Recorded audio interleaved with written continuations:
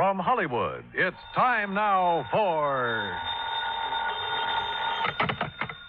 Johnny Dollar. Mr. Dollar, this is Henry Parker with Continental Assurance out in Reno. Well, how are things in Nevada, Mr. Parker? Terrible, sir, just terrible. Well, I'm sorry to hear that. What seems to be... Excuse me, Mr. Dollar. Yeah? There's someone here who would like to speak with you. Oh, who? Give me that. Who do you suppose it is, you sloth-eyed Pinkerton? Sounds to me like a cantankerous old character named Jodiah Gillis. Cantankerous? Why, you miserable... What are you doing in Reno, Mr. Gillis? I tell you when you get here. When I get... Oh, no, now, wait a minute. I can't wait. If I do, he'll be dead and it'll be your fault. Who? A feline friend of mine. A what? Oh, being uncouth like you, you'd probably call him a cat. Oh, no. Look, Jodiah. Also, he's rich. He's what? Rich, yes, sir. Last week he inherited $60,000. This week somebody's making sure he won't live long enough to spend it.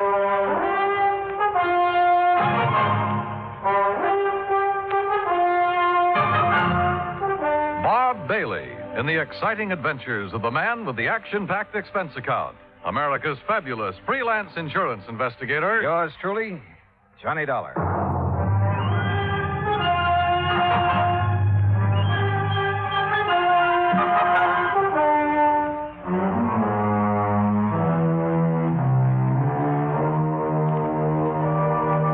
Expense account submitted by Special Investigator Johnny Dollar to the Continental Assurance Company, Reno, Nevada. The following is an account of expenses incurred during my investigation of the Felicity Feline matter. Expense account item 1, $164 air transportation, Hartford to Reno. En route, I wondered again what Jodiah Gillis was doing in Nevada. At Reno, he was on the flight deck waiting for my plane, and standing beside him, wearing a dark suit and expression to match, was a tall, cadaverous-looking gentleman. As I started down the ramp, Jodiah began calling me. Yeah, there he is. Dollar, yoo-hoo. Hey, Johnny. Oh, hi. Afternoon, Jodiah. Well, you are a sight for sore eyes, boy. Yes, indeed, you are. Johnny, this is my friend and business associate, Henry Parker. Mr. Parker? Oh, I'm certainly glad you've arrived, sir. That's so? Yes, Mr. Gillis has been quite concerned over Felicity. The Felicity? The feline. What do you think you came out here for? Your help? Well, no. Yeah, then give Parker your checks. My checks. So what's the matter with you? The altitude affect your mind? Hand over your claim check so Parker can fetch your luggage. Sure. Here. Yeah. Go on, Parker. Go on. We haven't got all day. Whatever you say, Mr. Gillis. We'll be in the waiting room. You hurry up. Yes, sir. Now, come on, Dollar. Come on. Jodiah, before I left Hartford, I tried to check up on this Continental Assurance Company. Nobody ever heard of it. A lot of things those white-bellied clerks in Hartford haven't heard of. But the fact is, Continental ain't exactly worldwide. Oh? In here. No, sir. It ain't nationwide either. Well, just how wide is it? Well, you know how far it is from Winnemucca to Black Butte? No. Good. It's just about that wide. Oh. And Parker is one of their agents, huh? Agents?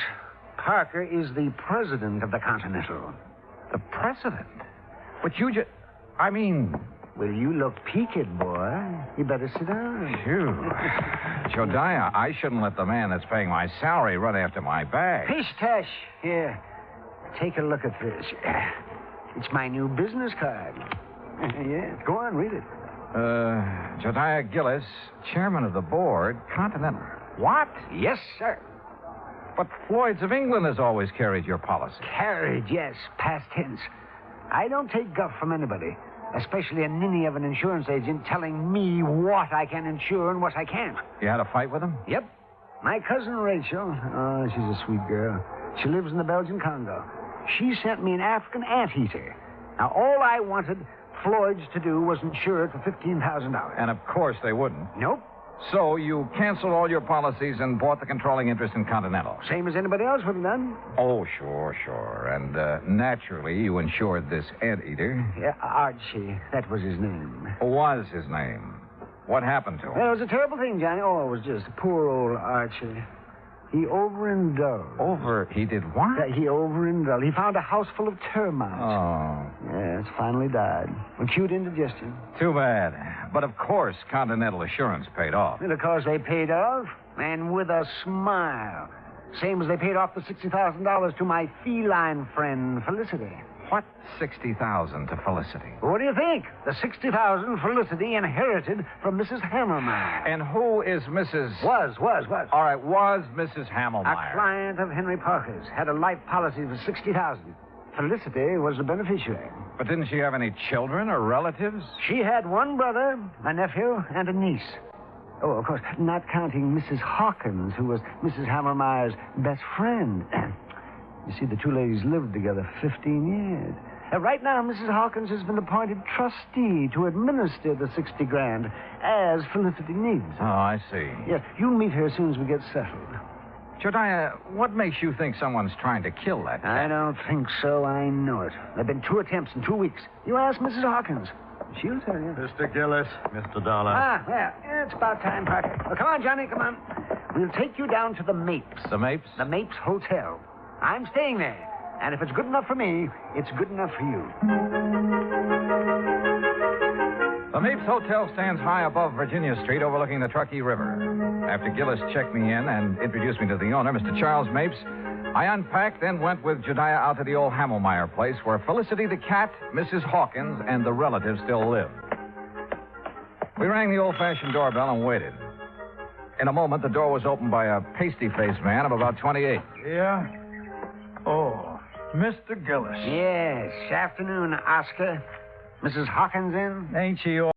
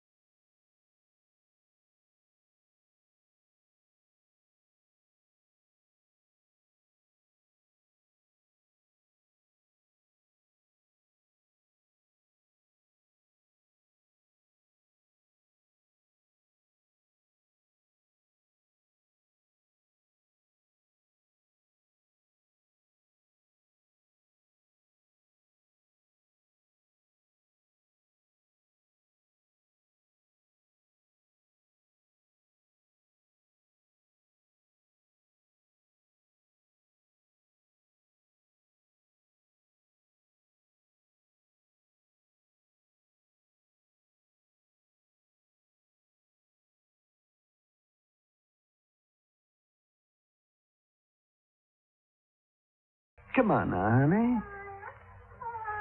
That's a good kitty. There. Now. I just put out a nice dish of scallops for him. Oh, you hear that, Felicity? Scallops. Oh, yum, yum. Sure. So you run along now. Bye-bye. Oh, I do declare I've never seen a man who has such a way with animals. Well, And that goes for lonely widows, too, Mr. Gillis. Oh, now, Leona, stop. Jediah. Oh, yeah.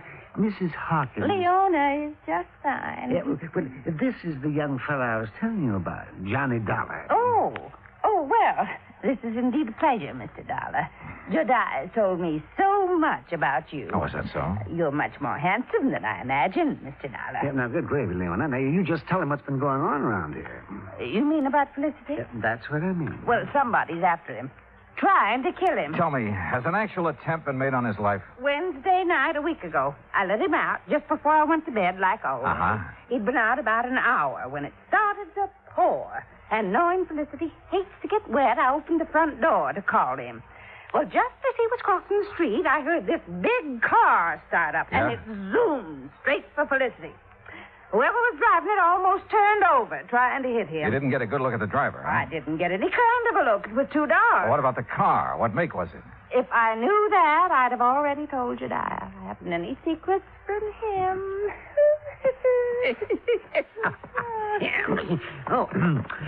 Tell him about last Thursday, Leona. Felicity was poisoned. That's what the vet said. Somebody put arsenic in his lobster. Lobster? Oh, yes, he just loves it. According to the instructions Mrs. Hammelmeyer left, he's to have lobster once a week, steak 3 times, and boiled chicken every Sunday. I see. Yes, and as long as I take care of him and obey her instructions, I can live here rent-free, same as her kin, the Emmets. Uh-huh. Same as them.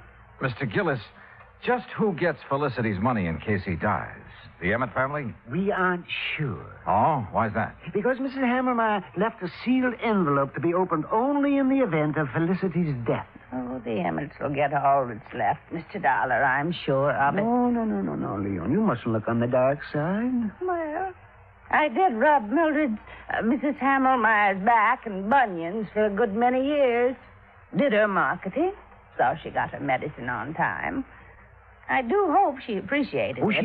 she did, Leona. You see. You dear, sweet man. Hello? Anybody home? Where is everybody? We're in the living room. Yes, I figured they'd start flocking in. Now it's dinner time. Dollar. Yeah. It's Joyce Emmett, the niece. She hates cats. Told me so herself. Oh. Well, evening, Mrs. Hawkins. Do I have time to take a shower before dinner? Oh, I didn't know he had company. Mr. Emmett, Joyce, you both know Mr. Gillis. Yes. Hi, Mr. Gillis. Terrible. And this is Mr. Johnny Dollar. He's investigating the trouble we've had about Felicity. After the would-be cat killer, huh, Johnny? Yeah, that's right. I'll lay 8 to 5 you never catch him. Or her. Could be a woman, you know. Oh, yes. It most certainly could. Why, Joyce, the way you say that, you act as if you want Mr. Dollar to start investigating you. Maybe I do. How about it, Johnny? Well, how do you feel about Felicity, Miss The Emmett? same as everyone else in this house. Aunt Mildred had no business leaving all her money to that creeping night crawler. Joyce. Well, he is. Mr. Dollar, just what interest do you have in Felicity? He isn't insured. Mr. Gillis sent for me, Mr. Emmett. He did? Yes, I did. Continental has a moral responsibility to see that the funds handed over to widows, children, and dumb animals are protected from swindlers, connivers, and blackguards, of which I'm sure this house has many. Why, you pompous, wrinkled old Romeo. Joyce, please, if you can't hold your tongue, leave the room. Well, what I said is the truth. Man his age getting romantic. You wait, girl. 30 years from now, you'll be mighty glad men my age can get romantic. Oh, that's telling it. Mr. Emmett. Mr. Emmett, do you share your daughter's opinion of Felicity? Why, of course I do. I'm a dog man. Besides, I can't see why she left all that money to the critter. Mrs. Hawkins has figured up what it costs to keep him like a king every week. Yes, $23. Maybe a trifle more by the time I get him out of the pretty kitty. The pretty kitty? Well, it's a beauty parlor for cats. Felicity has a standing appointment there every Friday at 1. Oh, no. $23 a week. You know how many weeks it'll take him to spend that $60,000, not counting the interest that'll add up while he's doing it? No, not exactly. No, I know. 2,600 weeks. 50 years. And believe me, the odds of any cat living to be 50 years old, well... I'll lay you 10 to 1 he doesn't live another 6 months. Joyce. Oh, speak of the devil. Well, hello there, Felicity. Oh, did you know we were talking about you? Did you finish up all your dinner, Felicity? He sometimes doesn't eat all his scallops. Last week I gave them to Oscar. Oh, it's disgusting. Well, look at him. He thinks he owns us. What do you mean, thinks? Huh. A few minutes later, Jodiah drove me back to the Mapes. Whether it was the Emmets or Mrs. Hawkins who wanted Felicity out of the way, I didn't know. But I did know we should get him out of that house as soon as possible. I changed my clothes, met Jodiah and his friend Charlie Mapes in the Skyrim for dinner, did a bit of gambling, then went to bed. Must have been about 3:30 when the phone rang. Hello? Oh, Dollar, please answer me. Who is it? Mrs. Hawkins, I tried to get Mr. Gillis, but he left word he wasn't to be disturbed. Oh, well, what is it, Mrs. Hawkins? What's wrong? Oh, it's terrible. Oh, it's just terrible. What is it? What's happened? Felicity, he... Felicity, what? I let him out about 10, but he's disappeared. Mr. Dollar, I know he's been killed.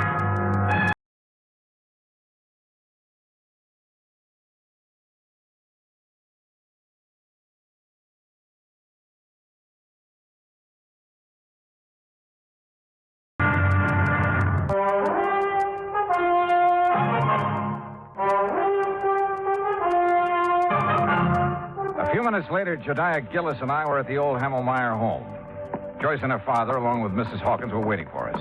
Oscar Emmett was nowhere to be found. He's the one, Johnny. Yes, sir, that shifty critter, that Oscar. He stole Felicity and is going to do him in. Ah, that poor Felicity. Oh, for heaven's sake, Mr. Gillis, pull yourself together. Oscar could be downtown having a run of luck, Mr. Dollar. Well, if he's gambling this time of night, he shouldn't be too hard to find. Mrs. Hawkins. Yes. When did you first realize Felicity was missing? Why, about an hour ago, I guess it was. I woke up and remembered he was still outside, so I came down and called him. Yeah? Always before, ever since he was a little kitten, he's come back home for me.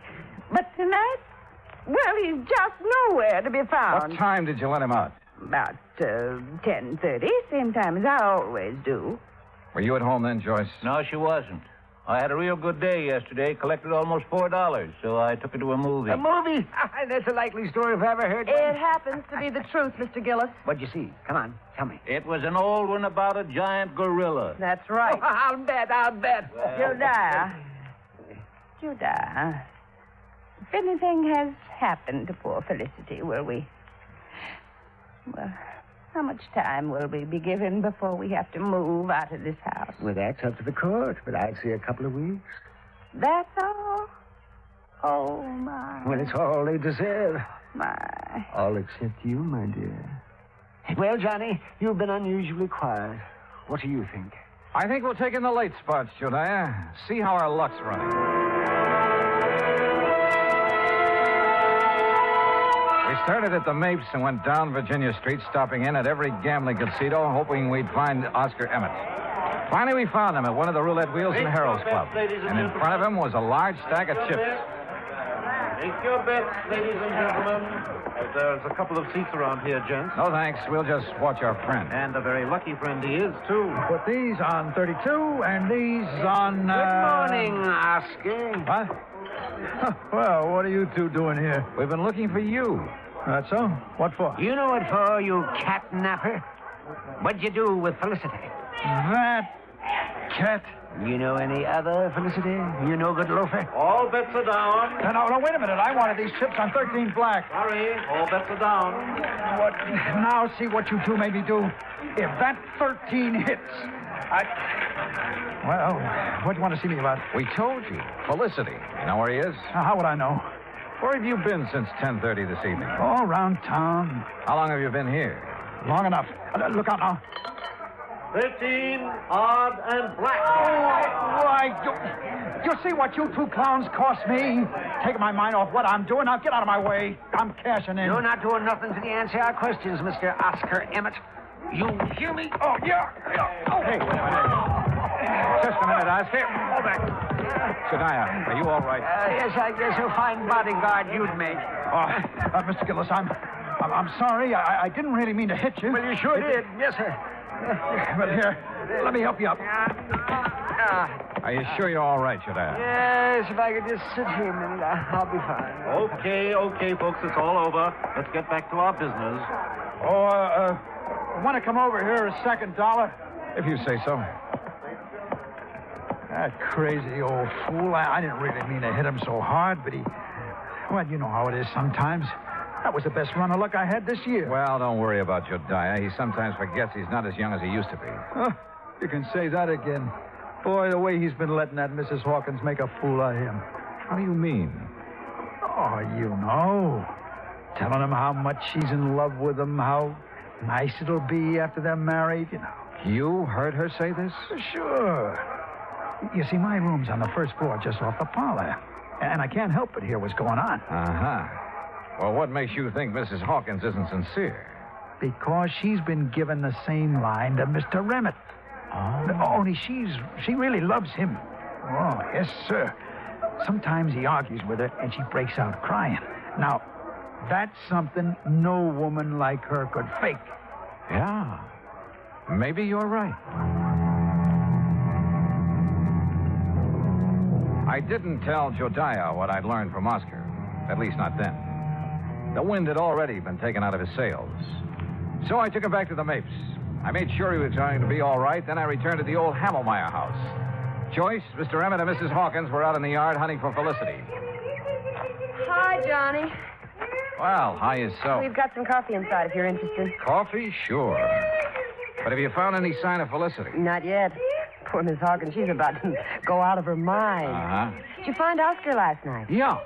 He's been having a session downtown at a roulette table. That's what I thought. Johnny? What will happen if we don't find Felicity?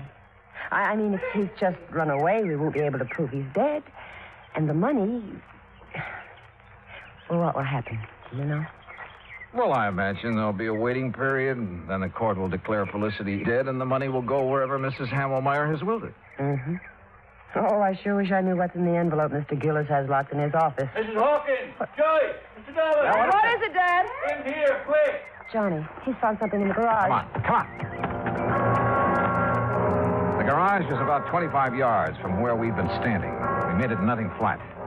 Inside, toward the bag and on the ground, was a small hatchet. And near the hatchet was some blood and cat fur. Oh, Johnny. Oh, no. Poor Felicity. Oh, the poor thing. Well, it looks like he met his end here, and then whoever did it carted him away, Dollar? Looks that way. Johnny, take me out of here. Yeah, sure, Joyce. My goodness. So ashamed. And you know I hated that cat. I really wanted him dead, but not like this. Not... Oh, hey, come on now. I know it's silly of me, isn't it? No, I don't think it is. Oh, Mr. Dollar, Yes, ma'am. will you be kind enough to notify Mr. Gillis? I'm afraid I just couldn't speak about it over the telephone. Of course. I'll be glad to. I drove Jediah's car back to the hotel. I made sure he was feeling better, then told him what we'd found in the garage. Naturally, he wanted to call out the police reserves, but I managed to talk him out of it. At 10 o'clock, I made some telephone calls to the local banks. When I got the information I'd been after, Jediah and I again drove out to the Hamelmeyer house. Well, I expected you two gentlemen a couple of hours ago. Sorry, Mrs. Hawkins. I had some things to take care of. Oh, well, come in. What's the matter with... Why, Jediah Gillis, you've been fighting. So I have, woman. So I have. Street brawling, and at your age. Seems like I've been doing a lot of crazy fool things at my age. Now, just what do you mean by that? You know very well what. Pulling the wool over my eyes. Let me think that I'd found a true sweetheart at last. Oh, you miserable Jezebel. Mr. Dollar, whatever is he talking about? How about you and Mr. Emmett? And how you plan to use Jediah's friendship to get you out of trouble in case your little scheme failed? Well, I still don't understand. No? Well, suppose I tell you that you did away with Felicity yourself. Why, you can't prove that. I won't need to. Jediah's having a copy made of all your bank deposits since the time you moved in with Mrs. Hamelmeyer 15 years ago. And started taking care of her by paying her bills, ordering her food and medicine, and pocketing a good share of the money for yourself. Well, why shouldn't I have? She didn't give me 1 cent of salary. Oh, I know. And your bank balance shows you have $47,000 on deposit. All right. All right. But I'll pay it back. You'll see. Oh, they won't be able to do a thing to me. No, sir. Mildred Hamelmeyer appreciated me even if nobody else did. Or does. You'll see. My name will be in that envelope. She wanted me to have that money all the time. I know she did. Hi. Ready to read the will? Yeah, just about. Joyce, you and your father sit over there, huh? Mm-hmm. Wherever you say, Mr. Dollar. Okay, Jediah, open the will. Sure I will. But if it does give the money to... Jediah. Well, Mrs. Hamelmeyer should spin in her grave if it does. Read it if you dare, you old goat. You miserable female woman. Yes, right, I'll read it now. Here we go. Codicil to the last will and testament of Mildred Emmett Hamelmeyer. Witnessed by... Yes, there's a lot of legal gab here. Here we are. The monies unspent after the death of the cat known as Felicity shall... Won't hold it smooth. Mr. Gillis. This is no time for laughing, Gillis. Read it, your dad. Yes, please. Oh, doggone. I'll read this thing again. The monies unspent shall then go to the descendants of the original heir. What? Huh? What? Yes. Well, how... The original heir is Felicity. Now, the money goes to his descendants. And being as he was a tomcat who loved to go prowling at night, did he ever have descendants? Hundreds of them. Well, sir, what happened later proved once and for all that miracles can happen. For at 1 o'clock on Friday afternoon, we got a phone call from the Pretty Kitty Beauty Shop. A large tomcat with a bad cut on the back of his neck had shown up for his usual shampoo and manicure. Maybe they do have 9 lives. Expense account total, including hotel bill, incidentals, and transportation back to Hartford, $407.20. Yours truly, Johnny Dollar.